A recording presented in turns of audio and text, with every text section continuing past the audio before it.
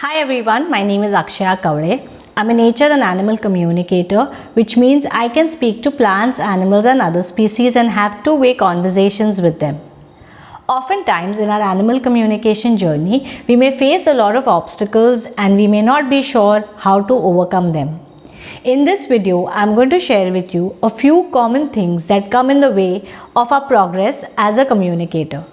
If we are able to take control of these obstacles and overcome them, then I'm sure we will all do great in our communication journey. So let's get started. Number one is trying too many things and at a very short period of time. I oftentimes see communicators who are just starting out or even experienced communicators trying to do too many things at a time, instead of starting from the basics and sticking to something that really works for them. Animal communication is a personal journey.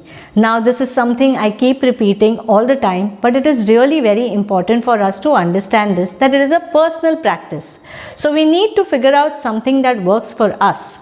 And once we have figured that out, it is important that we stick to it and we excel at it. If we try to do too many things at a time, it is going to confuse us and definitely going to demotivate us, and it comes in the way of our progress as a communicator. The second thing to remember is expecting too much right at the start. Irrespective of where you are on your communication journey, there's always something new that we are trying out. So if you are a beginner, then ensure that you focus on basic general conversations. If you are someone who is fairly experienced and if you are trying to do something new, ensure that you focus on one thing at a time. If you have too many expectations from your communication, it is bound to disappoint you and come in the way of your progress as a communicator. Even as we communicate, it is important to focus on one thing at a time with the animal, get a complete explanation on those topics, and then move on to the next topic that the human might want you to discuss with the animal. If you ask too many questions and jumble things up, then it's bound to come in the way of clear and authentic communications from the animal. The next thing important to remember is to acknowledge self-doubt. A lot of people during their communication journey will often try to eliminate self-doubt completely. Now, this is really very impractical.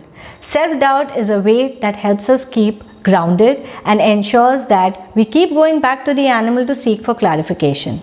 It is a part of our communication journey and we cannot really completely eliminate it.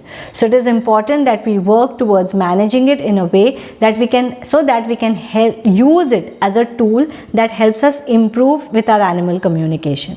So accepting self-doubt and working with it rather than thinking of it as this big villain in our communication journey is really helpful.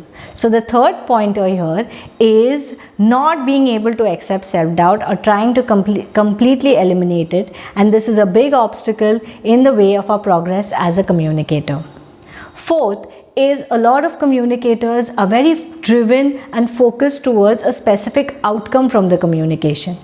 If we start communicating with animals with this intention, then we really defeat the purpose of communication.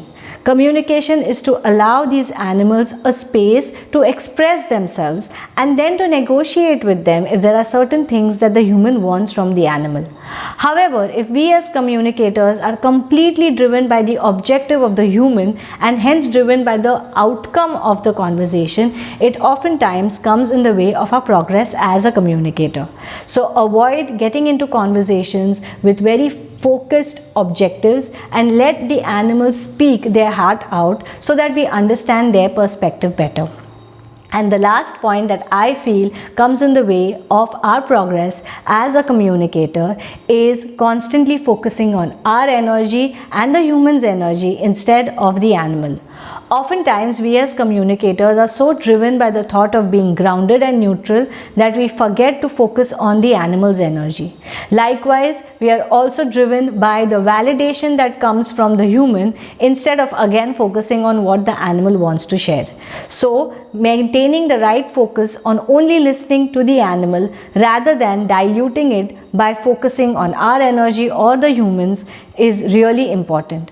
So these are the 5 obstacles or the mistakes that we make as communicators that come in the way of our progress. Now, these are things that I do myself. I do definitely try to ensure that I avoid these mistakes. But hey, I am a human and I make these mistakes too.